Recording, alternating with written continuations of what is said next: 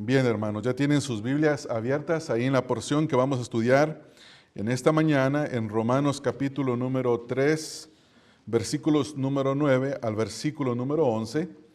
Y el título de este mensaje es el diagnóstico divino de la condición humana.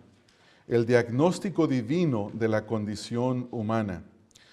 Posiblemente usted ha recibido en alguna época en su vida, no todos, pero algunos, la orden de ir y hacerse un examen comúnmente llamado como imágenes de resonancia magnética o comúnmente conocido en inglés por las siglas de MRI. Es ese examen que le hacen a la persona donde lo introducen en un tubo, le ponen su bata a la persona, la introducen en ese tubo y ese tubo lanza unas ondas radiomagnéticas que trabajan en el cuerpo y esas ondas son capturadas por una computadora y puede capturar miles de imágenes de los órganos de nuestro cuerpo o también un video, de acuerdo a lo que el doctor quiera hacer.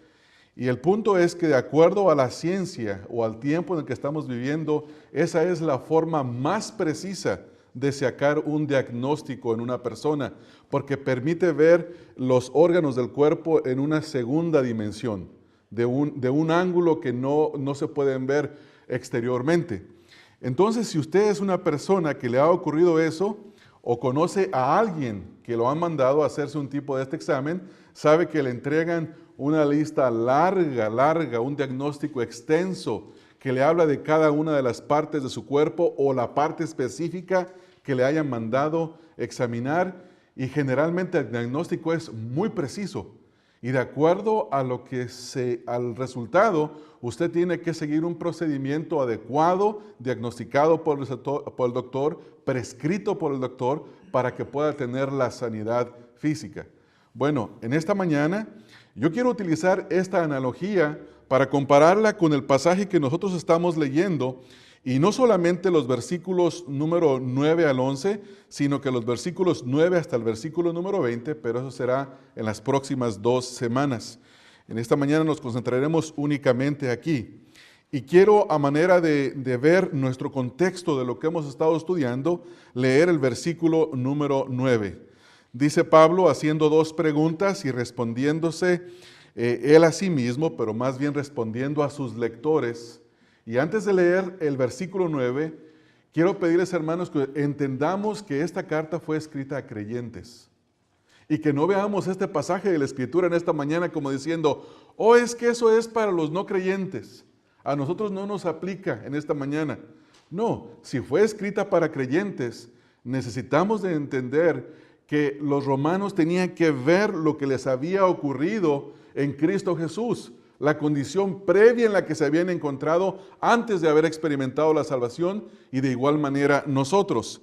Dice Pablo en el versículo número 9, que pues, ¿somos nosotros mejores que ellos? En ninguna manera, pues ya hemos acusado a judíos y a gentiles que todos están bajo pecado. Note la palabra o el verbo que dice, están bajo pecado. Algunas personas argumentando que este versículo únicamente hablaba de los incrédulos romanos de la época en la cual Pablo escribió, no se aplica a nosotros. Pero eso es negativo. De acuerdo a lo que leemos en la Escritura, esto se aplica a toda la raza humana. Es el diagnóstico divino de la condición en la cual se encuentra el hombre. Y dice Pablo, haciendo sus dos preguntas, ¿qué pues? ¿Somos nosotros mejores que ellos? Esto se puede ver en dos formas. Una de las primeras es, ¿son mejores los judíos que los gentiles? Y la respuesta es de ninguna manera. ¿O son mejores los romanos que ya habían experimentado la salvación que el resto de los inconversos? Y la respuesta es de ninguna manera. El punto es que sin Cristo, todo hombre y toda mujer está bajo el pecado. La frase que nosotros vemos aquí en este versículo, bajo pecado, esta palabra significa estar bajo el dominio de la esclavitud del pecado o de alguien. En otras palabras, toda la humanidad es esclava del pecado y hace lo que el pecado le ordena. Esto es muy importante de entender. Estar bajo, es decir, es tener la opresión de. Si uno quiere utilizar una ilustración, en el tiempo de la esclavitud, cada esclavo estaba bajo su amo y no hacía su propia voluntad, sino que hacía la voluntad de ¿quién, hermanos? Del amo. ¿Por qué? Porque estaba bajo. También se utiliza cuando un imperio o una nación conquista a otra y dicen está bajo la tiranía de. O cuando hay un gobierno totalitario en alguna nación, dicen los ciudadanos de X país están bajo el régimen. Y la idea es que alguien está sobre y tiene dominio. Y no lo deja hacer lo que quiere, sino que hace la voluntad de aquel que está sobre aquel. Entonces, lo que Pablo está diciendo es que la humanidad sin Cristo está bajo pecado, bajo el dominio del pecado. Es el pecado quien gobierna. Hay personas que dicen, yo puedo hacer lo que yo quiera. Soy una persona libre para escoger. Pero eso es imposible, porque no pueden hacer lo bueno. ¿Por qué? Porque tienen un albedrío, pero está esclavizado para hacer todo aquello que su carne les manda hacer, que su carne y su naturaleza les inclina a hacer. Entonces, eso es lo que Pablo está diciendo aquí en este versículo. Y lo que nosotros vamos a hacer al estudiar y al ver esta declaración que el apóstol Pablo está haciendo, es una acusación divina, que comienza desde el capítulo 1, versículo 18. Yo ya lo he repetido muchas veces, yo espero que para estas alturas ya ustedes saben dónde comienza esa porción. Empieza Pablo dando una acusación para toda la humanidad.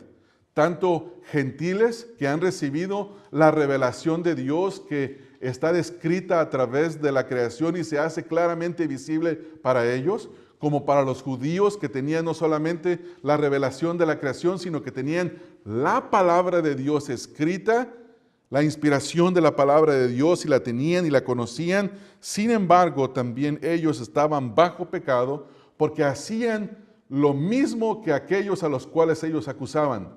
Todo mundo está bajo pecado, dice Pablo. Eso se aplica a nosotros de la misma manera, hermanos. Sin Cristo nosotros estamos bajo el pecado. Toda persona que está sin Cristo no es libre, está bajo la opresión del pecado, bajo la esclavitud del pecado. La próxima semana quiero hablar a manera de introducción en el próximo mensaje un poco acerca de los efectos del pecado. Los efectos que el pecado trae, las consecuencias que Dios derrama por causa del pecado, las consecuencias en las que una persona se encuentra en sí misma bajo el pecado y las consecuencias que el pecado trae para las relaciones con las demás personas. Y eso será la próxima semana. Entonces, hermanos, ustedes tienen en sus boletines una descripción breve de lo que será este mensaje. Y en el día de hoy estudiaremos 3 partes del diagnóstico divino acerca de la condición del hombre. ¿Con qué propósito? Con el propósito de que con nosotros conozcamos nuestra condición y vayamos a Dios en búsqueda de sanidad divina. Y si nosotros ya hemos experimentado el nuevo nacimiento, la regeneración, la liberación del pecado, entonces nos movamos en agradecimiento a Dios. Y esto, hermanos, al entenderlo nos debe de motivar para agradecer a Dios, para tener gozo delante del Señor y verdaderamente ser agradecidos por la liberación que Él ha hecho en nosotros. Versículo número 10, primera parte, donde dice, como está escrito. Esto es de la misma manera, utilizando la analogía del doctor, esto viene a ser el diagnóstico del doctor. Pero para nosotros es el diagnóstico divino. El diagnóstico divino, y este diagnóstico está escrito. Esta frase es muy importante porque cada vez que leemos en la Escritura que los escritores del Nuevo Testamento dicen, como está escrito. Esto quiere decir que no hablan de su propia autoridad, sino que hablan por la autoridad de la palabra de Dios. Hermanos, el diagnóstico divino no es lo que tú opinas, o lo que las personas creen, o lo que las personas sienten, o lo que a las personas les parece. Es, hermanos, lo que está escrito. Pablo dice, como está escrito. Pablo no estaba trayendo algo nuevo para la humanidad. Pablo dice, como está escrito, los hombres desde el pasado, desde Adán y Eva que pecaron y desobedecieron a Dios, hasta el día hasta el día nuestro, en el día del apóstol Pablo, hasta el día de nosotros y a los años a los próximos años de los hombres, seguirá siendo el mismo diagnóstico. Hermanos, el diagnóstico de la condición del hombre está escrito. Y este es el diagnóstico divino que no cambia, no cambia. Este diagnóstico divino es un choque para la manera de pensar en el día de hoy. Hoy las personas dicen, eres un ser maravilloso, tienes un gran potencial, eres una persona magnífica. En lo profundo de tu corazón hay mucho que tú puedes dar a la humanidad. Sin embargo, la palabra de Dios dice todo lo opuesto, hermanos. Todo lo opuesto. Y nosotros debemos de llegar a pensar y a entender cómo estábamos nosotros antes de que el Señor Jesucristo nos salvara, hermanos. ¿Éramos seres maravillosos? ¿Tan maravillosos que Dios no se pudo resistir a salvarnos? ¿O éramos miserables, pecadores, bajo la condición de esclavitud en el pecado? Pero Dios en su infinito amor, como dice Pablo, mas Dios muestra su amor para con nosotros, en que siendo aún pecadores, Cristo murió por nosotros. Y eso es lo que estamos hablando con este diagnóstico. El diagnóstico de un doctor, cuando nosotros lo utilizamos o lo queremos utilizar, por ejemplo, una vez que el doctor le ha dado le ha hecho los exámenes pertinentes a una persona y tiene una conclusión y le escribe un diagnóstico y le da una receta y le da la dirección en cómo debe de tomar toda esa medicina que le ha prescrito, más vale que nosotros no juguemos con ella. Más vale que le obedezcamos. Más vale que hagamos lo que el doctor dice, porque de otra manera estamos tratando de ser sabios en nuestra propia opinión. Bueno, de igual manera, como usted sigue las instrucciones de su doctor cuando le da el diagnóstico, cuando le da la receta y sigue cada paso, mucho más nosotros debemos de prestar atención a este diagnóstico divino de que nosotros sin Cristo nos encontramos en una profunda y tremenda enfermedad. Así que debemos de ver esta porción de la palabra de Dios, hermanos, como un diagnóstico preciso acerca de nuestra condición, para que reconozcamos nuestra verdadera necesidad. Mire, hermanos, si usted lee esto y no lo cree y no entiende lo que está diciendo, la salvación en Cristo Jesús no tiene ningún sentido. No tiene ningún sentido. Porque si usted cree que Cristo lo salvó, pero que usted no se encontraba en la condición que este pasaje describe al ser humano, entonces usted va a llegar a sacar muchas conclusiones, como algunas falsas enseñanzas abundan el día de hoy. Hay gente que dice, Dios no se pudo resistir en salvarte. La única razón por la que Dios te salvó es porque eres un ser maravilloso. Somos personas especiales. Dios nos vio y dijo, es imposible que yo no lo salve. Necesito salvarlo. Cuando es todo lo opuesto, hermanos. Cuando dice la Escritura que todo el mundo, tanto judío como gentil, está acusado por Dios y está bajo el pecado. Si nosotros no nos vemos así, entonces este diagnóstico que ya está escrito no tiene ningún sentido para nosotros en esta mañana.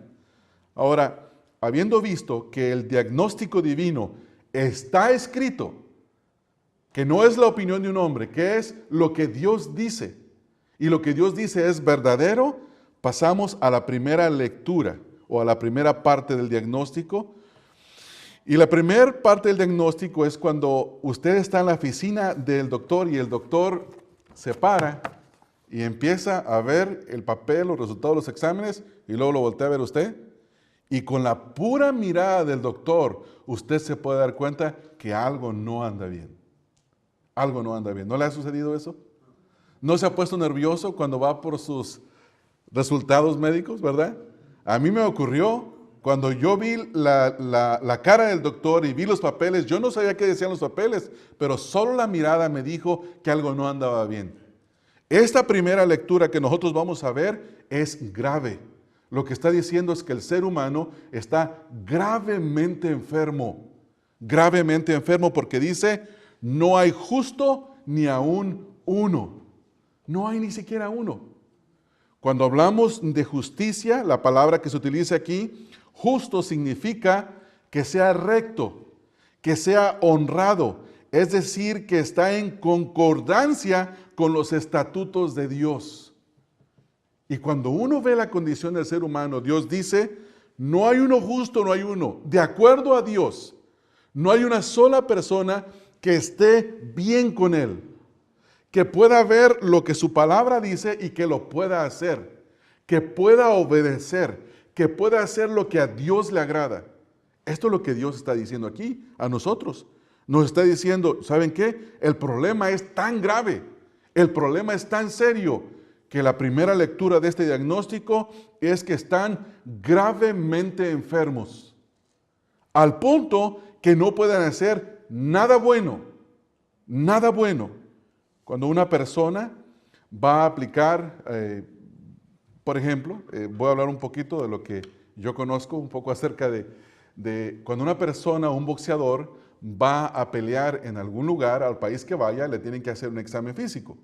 Si no pasa el examen físico, no puede pelear.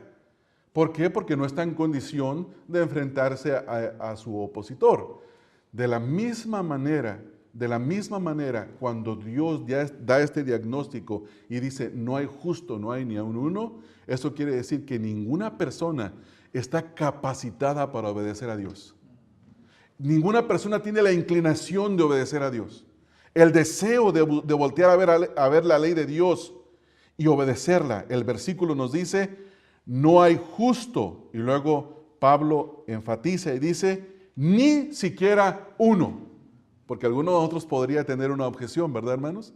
Y puede decir, oh, espéreme, yo conocí a una señora, una viejita, o mi abuelita era una persona muy buena, o X, o mi mamá, o mi papá, o mi vecino, alguien. Pero aquí la Escritura dice, todo mundo está gravemente enfermo.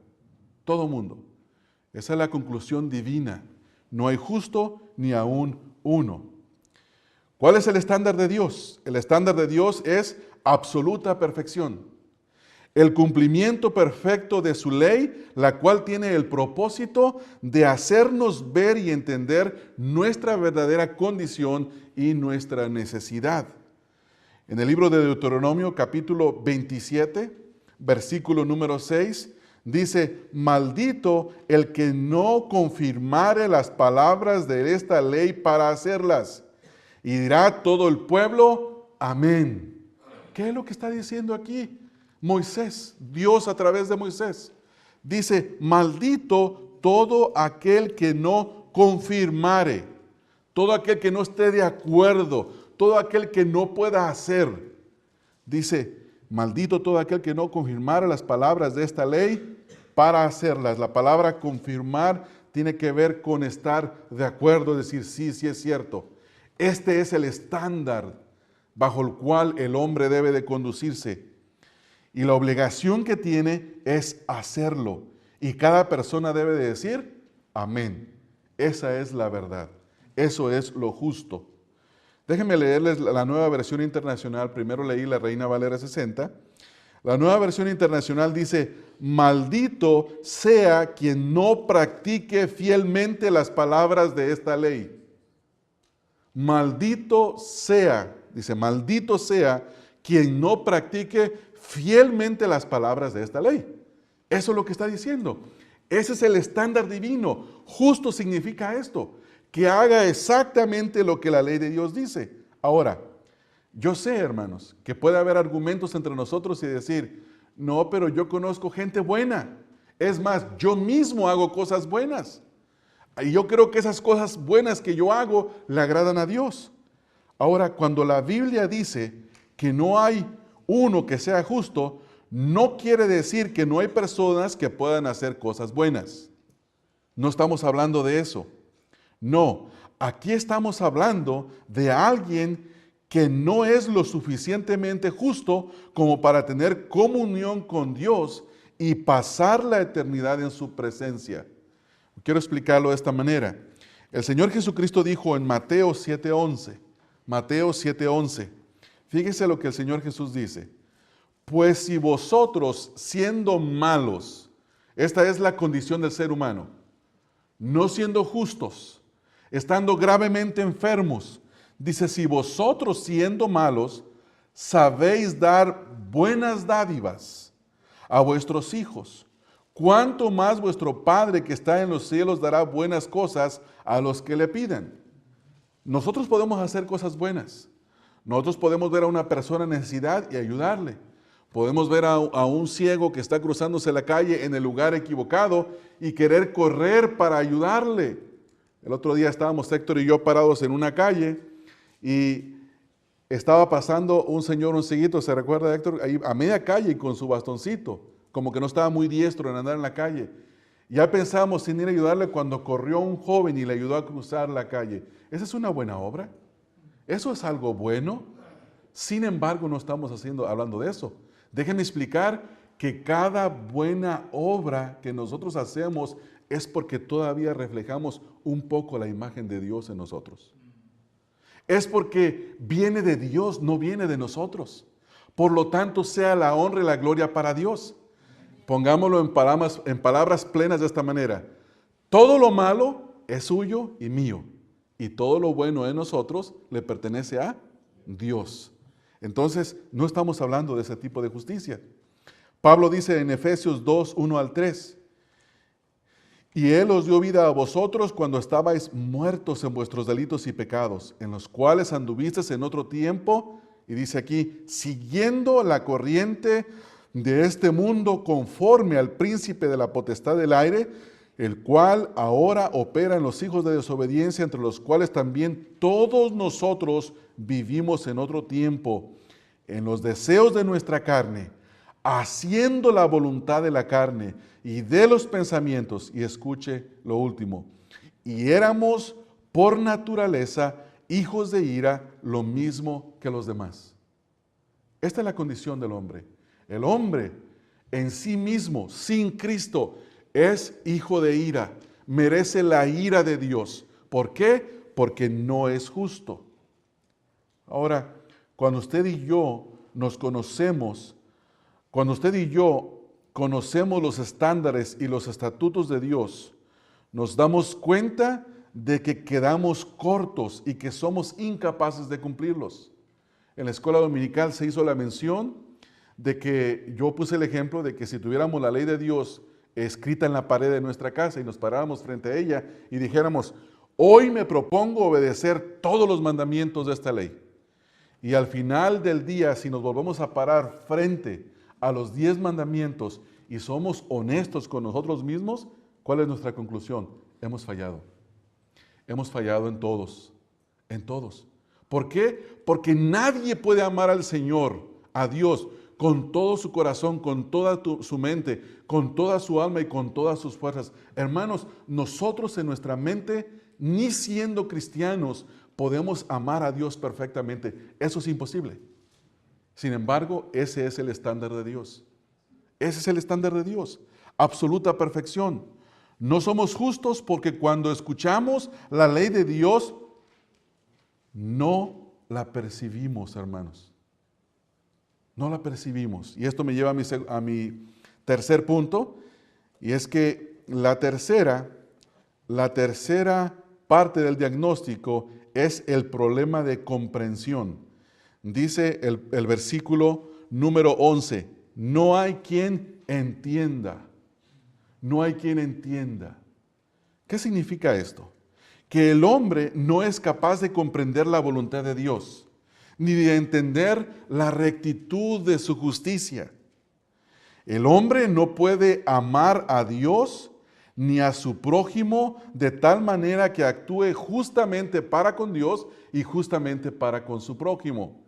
Salmo 14, versículo número 2 y versículo número 4, dice, Jehová miró desde los cielos sobre los hijos de los hombres para ver si había algún entendido que buscara a Dios.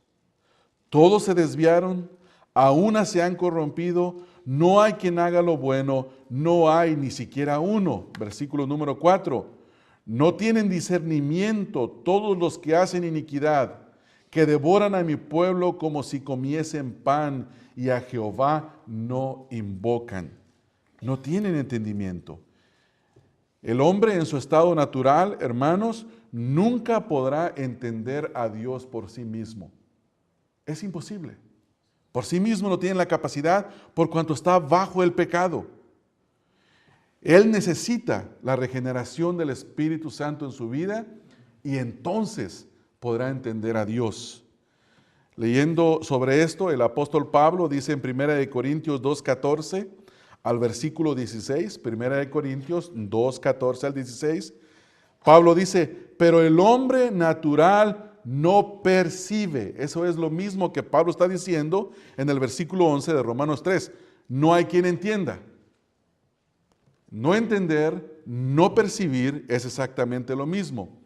No percibe las cosas que son del Espíritu de Dios porque para él son locura y no las puede entender porque se han de discernir espiritualmente.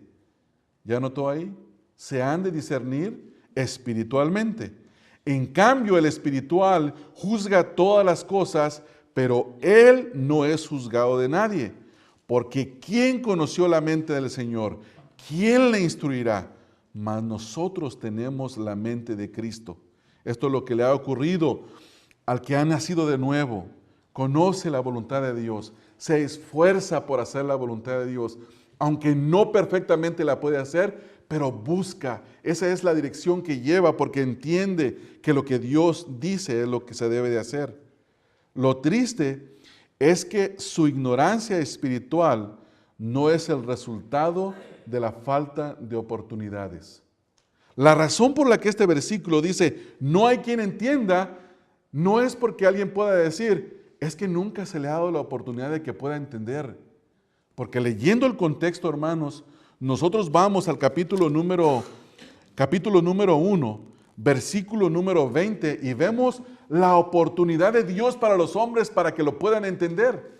Y dice el versículo número 20, porque las cosas invisibles de Él, su eterno poder y deidad, se hacen claramente visibles desde la creación del mundo, siendo entendidas, escuche esto, siendo entendidas por medio de las cosas hechas, de modo que ¿qué? No tiene excusa para entender. No tiene excusa. El hombre no tiene excusa para entender. Pues habiendo conocido a Dios, no le glorificaron como a Dios, ni le dieron gracias, sino que se envanecieron en sus razonamientos y su necio corazón fue entenebrecido. Esa es la condición del ser humano. Esa es la condición bajo la cual se encuentra. Es decir que el hecho de que no pueda entender no es que no se le ha dado la oportunidad. No, no quiere entender. No desea entender. Rechaza el conocimiento del Altísimo. Esto es lo que dice Pablo. Esto es lo que Pablo está diciendo. Rechaza el conocimiento de Dios. En Efesios capítulo número 4, versículo 18, dice Pablo, teniendo el entendimiento entenebrecido. El hombre tiene el entendimiento entenebrecido. Está ajeno a la vida de Dios por la ignorancia que en ellos hay. Ahora escuche lo siguiente. La base de esta ignorancia es la dureza de su corazón. El hombre es culpable por no querer entender, por no querer desear. ¿Por qué? Porque el corazón que tiene es un corazón duro. Es un corazón, hermanos, que lo mueve, que lo empuja a hacer lo malo. No desea lo bueno. Y esto nos lleva, hermanos, a nuestro cuarto punto. La cuarta parte del diagnóstico es la falta de deseo por el bienestar. Note lo que dice el versículo número 11, la segunda parte. No hay quien busque a Dios. O sea que no hay un deseo de buscar a Dios.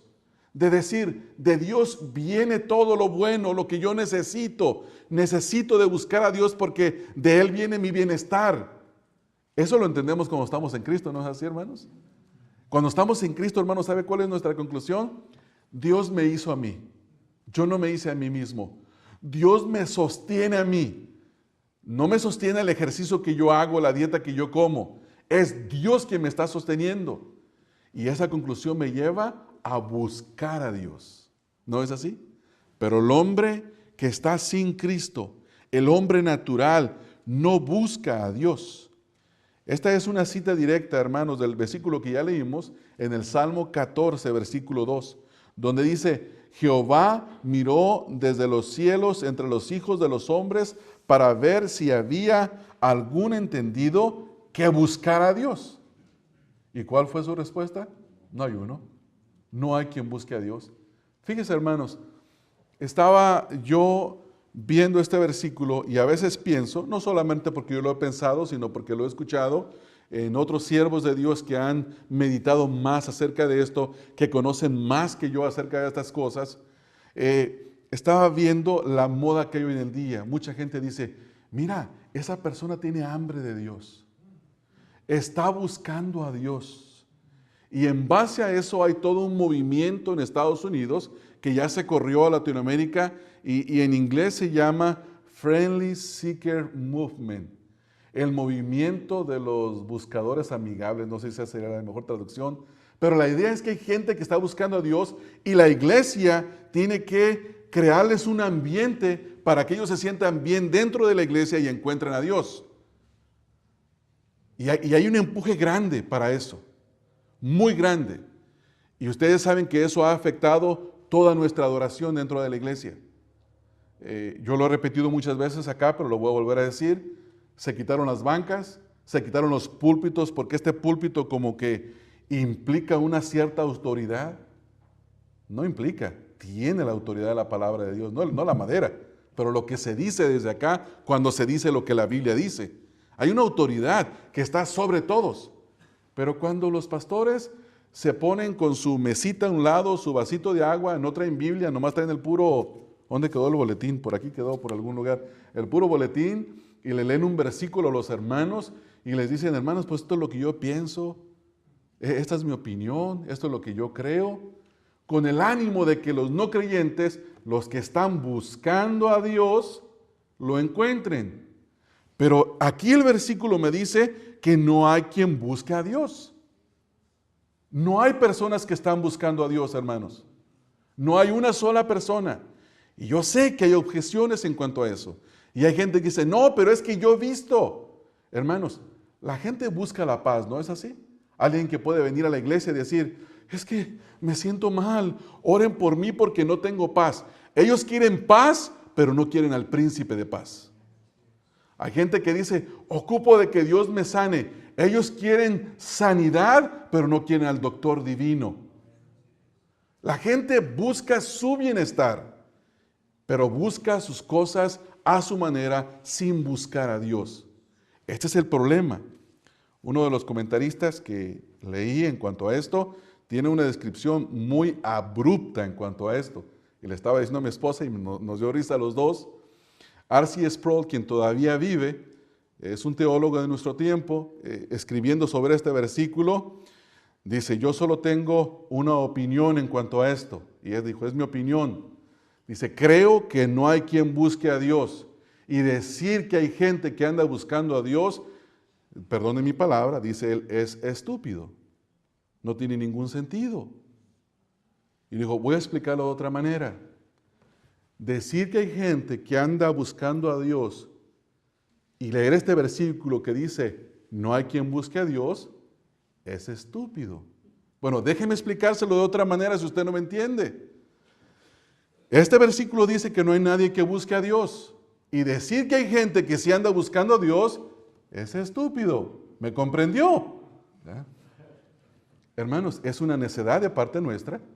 Yo no me gusta utilizar mucha palabra. En inglés tal vez no son muy grave. Para nosotros, algunos en México y Latinoamérica, es un poquito fuerte la palabra. No nos gusta usarla. Yo no la estoy usando en el sentido despectivo ni porque quiero faltar el respeto a nadie. Pero no tiene sentido, ¿verdad, hermanos? No tiene sentido decir que sí hay quien busque cuando Dios me dice que no.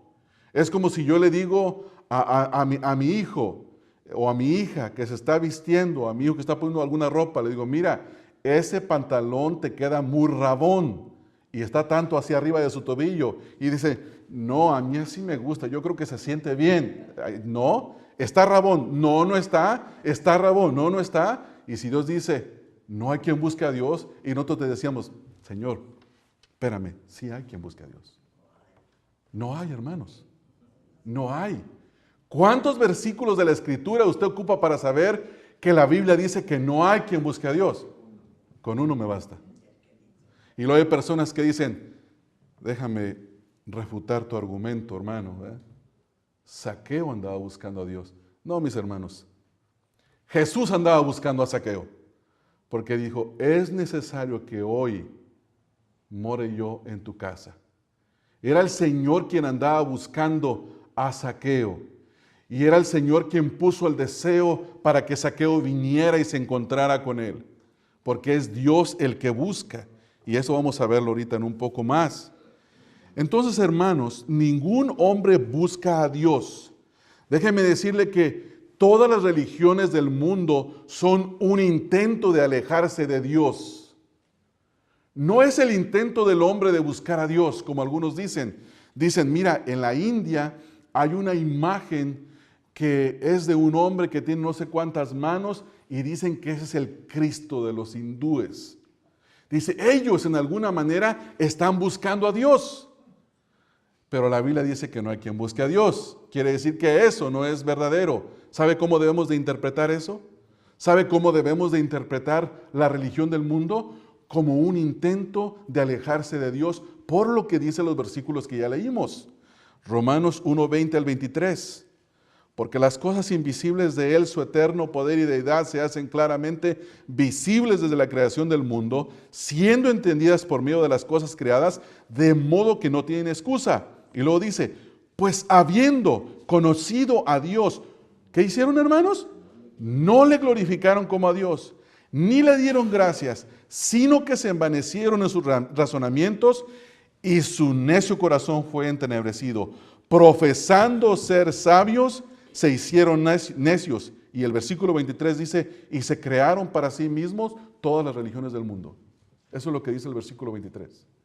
Todas las religiones del mundo, y cambiaron la gloria de Dios incorruptible en semejanza de imagen de hombre corruptible, de aves, de cuadrúpedos y de reptiles. Toda religión del mundo no es un intento por buscar a Dios, es un intento por alejarse del único y verdadero Dios. Eso tenemos que tenerlo muy claro, hermanos. Y esa no es una opinión particular. Esta es la Escritura, lo dice claramente. Lo dice claramente la Escritura. Las religiones falsas del mundo son intento del hombre caído para escapar del Dios verdadero, hermanos. No para buscarlo. La tendencia natural de los hombres es procurar sus propios intereses, sus propios deseos y no buscar a Dios. La Escritura es muy clara en cuanto a esto, hermanos. Si vamos a algunas partes de la Escritura, vemos por ejemplo en Romanos capítulo número 6, en el versículo 37, Juan 6, 37. Leemos nosotros aquí en la Escritura lo que la palabra de Dios dice con referencia a esto. Juan 6, 37. Dice, todo lo que el Padre me da, vendrá a mí. Y el que a mí viene, no le echo fuera. ¿Hay alguien que busque a Dios? La respuesta es no. Pero ¿qué pasa cuando alguien sí busca a Dios? Este versículo, gracias hermano, este versículo lo interpreta. ¿Cómo interpretamos que hay gente que sí está buscando a Dios? Lo está buscando porque Dios los está atrayendo así. Dice el versículo, todo lo que el Padre me da vendrá a mí, y el que a mí viene no le echo fuera. Hermanos, cuando a mí se me predicó el Evangelio y se me llamó al arrepentimiento para recibir el perdón de mis pecados y que viniera Cristo, hermanos, en mi experiencia, yo vine, yo busqué, yo deseé, pero la realidad de todo eso es que Dios me trajo. ¿No es así? Entonces, cuando una persona dice, yo busqué a Dios, yo me arrepentí, yo vine, Eso es cierto desde la perspectiva de la persona. Pero la realidad bíblica es que detrás de todo eso que estaba experimentando, era Dios quien lo estaba trayendo. Ahí mismo, Juan 6:44. Ninguno puede. Esta palabra puede significa tiene la capacidad. No tiene la capacidad, como dice la persona a veces, es que yo decidí. No, mi amado hermano, Dios te abrió tus ojos y la decisión no fue tuya, sino que fue la gracia de Dios. Ninguno puede venir a mí si el Padre que me envió no le trajere, y yo le resucitaré en el día postrero. Es solo como resultado de la obra de Dios en el corazón que cualquier ser humano lo busca, hermanos. No es que la persona en sí misma esté buscando, es la obra de Dios. Salmo 16, versículo número 8, nos habla acerca de esto. Salmo 16, 8. Y voy a terminar, hermanos, con esto y con un par de aplicaciones que nos van a servir a cada uno de nosotros en esta mañana. Salmo número 16, en el versículo número 8, dice: a Jehová he puesto siempre delante de mí, porque está a mi diestra, no seré conmovido. ¿Por qué buscó el salmista a Dios? Porque Dios lo buscó a él primero, Dios obró en él. Mateo 6:33, un versículo que ustedes lo conocen muy bien. Dice: buscad primeramente el reino de Dios y su justicia, y todas estas cosas os serán añadidas. Cuando la persona busca es porque Dios está obrando en él. En las Escrituras se hace hincapié clara a la incapacidad para venir a Dios. Sin embargo, el hombre no puede hacerlo. Ya mencioné algunos pasajes de la Escritura, quiero mencionar dos más. Mateo capítulo 11, versículo número 25 al 27. Mateo capítulo número 11,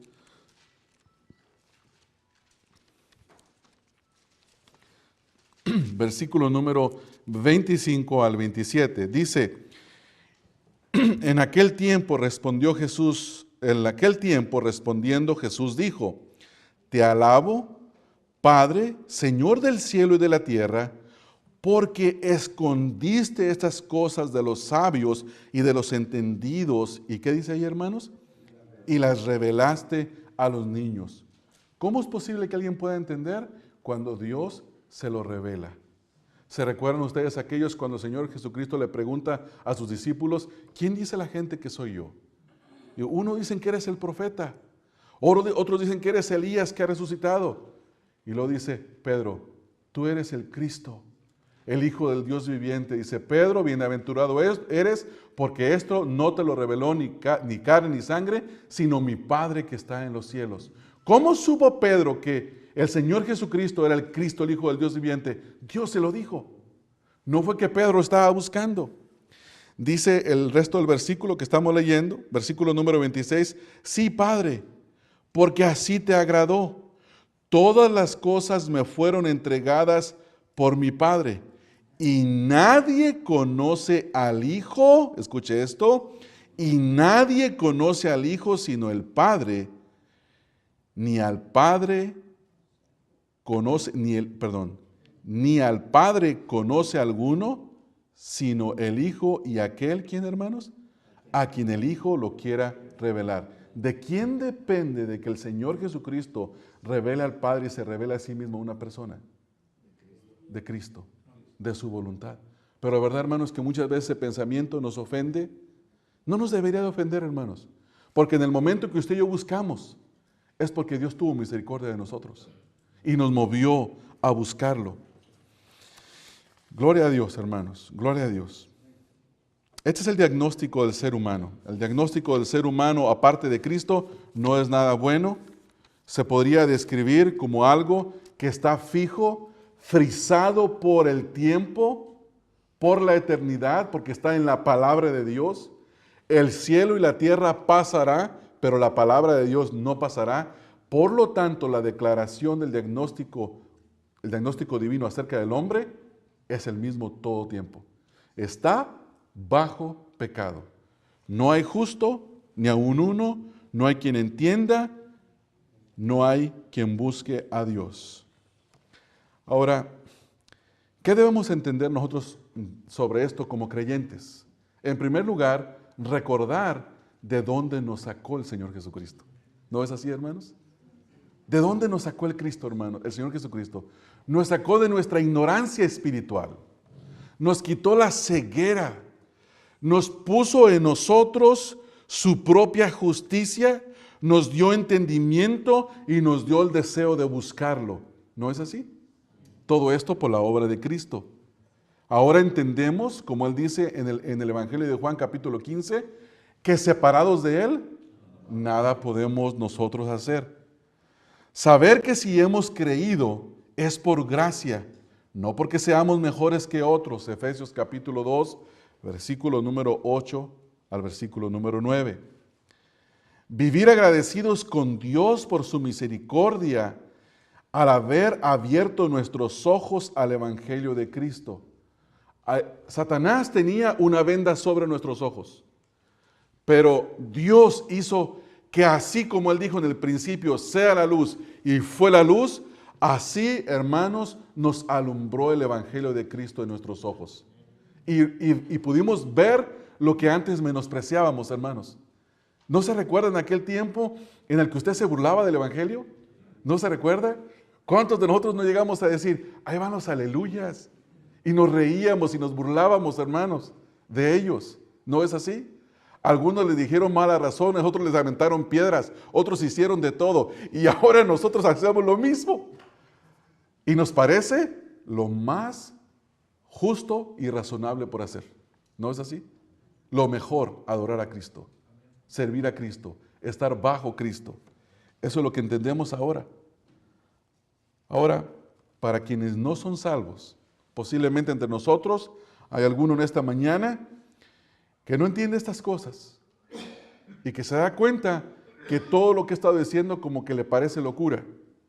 Para aquellos que no son salvos, necesita entender que no hay justicia en ti mismo para con Dios. No hay una manera en la que tú puedas hacer un suficiente número de buenas obras que te coloque en un buen estándar para con Dios, que te ponga bien con Dios, para que mejor me entiendas. No hay nada que nosotros podamos hacer. La Biblia dice, pero ahora, mire, lea conmigo aquí en Romanos 3, no estamos lejos, pero dice el versículo número 20, ya que por las obras de la ley ningún ser humano será justificado delante de Dios, porque por medio de la ley es el conocimiento del pecado. Y escuche esto ahora. Pero ahora, aparte de la ley, se ha manifestado la justicia de Dios. Yo no me puedo justificar. Yo estoy desnudo de una justicia necesaria para estar bien con Dios, pero hay una justicia que se me puede aplicar y es la justicia de Dios a través de Cristo Jesús. No puedes entender, ni tampoco desear, ni buscar a Dios por sí mismo. Ahora, hay que tener mucho cuidado con esto. Hay gente que dice, entonces, si yo no puedo entender por mí mismo, si no puedo buscar, entonces yo no tengo la culpa de no ser salvo, ¿verdad? Ese es el razonamiento. ¿No es así? Si depende que Dios me revele a su Hijo, si depende que Dios me traiga, entonces yo no tengo la culpa de nada. Entonces la culpa es de Dios por no salvarme. Que me salve cuando quiera. No, hermanos. El hecho de saber que tú y yo no podemos hacer nada nos debe de mover a clamar y a rogar misericordia a Dios. Saber que tú no te puedes arrepentir, mi amigo. Eso significa que tienes que clamar a Dios para que te conceda el arrepentimiento y no tener la actitud soberbia de decir que me salve si quiere. Eso es soberbia. Y Dios no salva a los soberbios.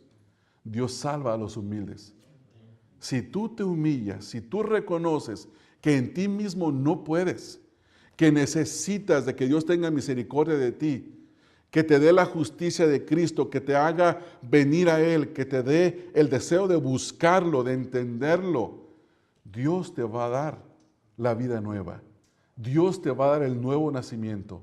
Porque la Escritura dice, el que viene a mí no lo echo fuera.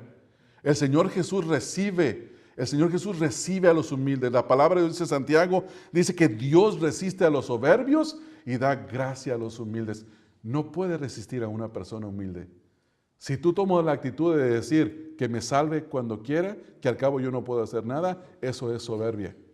Pero si dices que Dios tenga misericordia de mí, ya que de Él depende la salvación, voy a clamar por misericordia. Y si clamas por misericordia, Dios te va a salvar. ¿No es así, hermanos? Así es, así dice la palabra del Señor. Por lo tanto, que la honra y la gloria sean para el Señor en la salvación. Quiero leer por último un versículo en Lucas capítulo número 18, el versículo número 10. Perdón, no es un versículo, son varios versículos, es una pequeña parábola que el Señor Jesucristo dio a su audiencia y dice lo siguiente. A unos, Lucas 18:9. Es la parábola que el Señor refiere a unos que tenían confianza en sí mismos y que se consideraban justos. Dice, a unos que confiaban en sí mismos como justos y menospreciaban a los otros, dijo también esta parábola. 2 hombres subieron al templo a orar. Uno era fariseo y el otro publicano. La audiencia comprendía bien quién eran estos 2 hombres. El fariseo era el que creía estar en un estándar correcto delante de Dios, practicaba todas las ceremonias, hacía todos los ritos. Y el publicano era un hombre que se consideraba como un traicionero de la patria, uno que trabajaba para el imperio romano cobrando impuestos para los judíos. Dice el versículo número 11. El fariseo bien vestido, bien parado, el fariseo puesto en pie, oraba consigo mismo de esta manera. Dios, te doy gracias porque no soy como los otros hombres, ladrones, injustos, adúlteros, ni aun como este publicano. Ayuno 2 veces a la semana, doy diezmos de todo lo que gano. Y luego pasa a la actitud del publicano.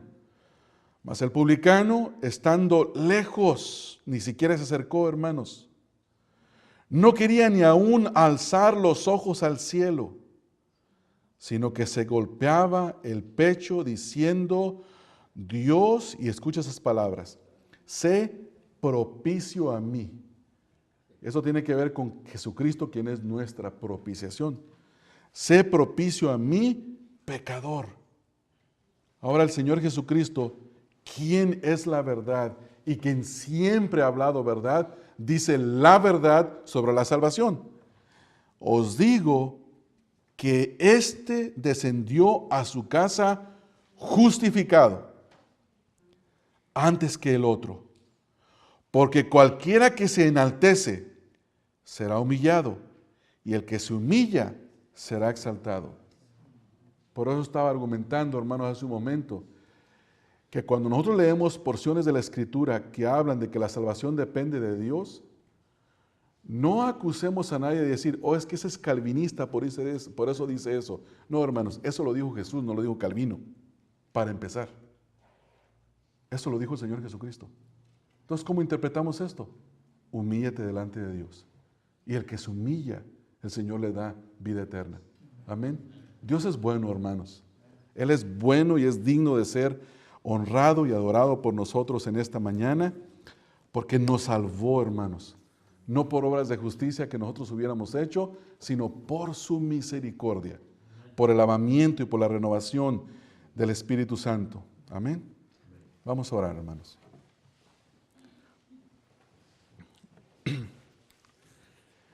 Padre, te alabo y te bendigo, Señor, porque en un tiempo estando gravemente enfermo, Señor, siendo un hombre injusto, que no entendía nada, absolutamente nada de tus caminos, ni tampoco te deseaba, Señor. Tú me buscaste, Señor, y me diste la justicia que viene de ti, Señor, la justicia que es en Cristo Jesús. Me diste el deseo, Señor, me diste el poder para poder entender el Evangelio, Señor, y responder en arrepentimiento y fe. Me diste el deseo de venir a ti, Señor, arrepentido, buscándote, deseando que tú me salvaras, Señor.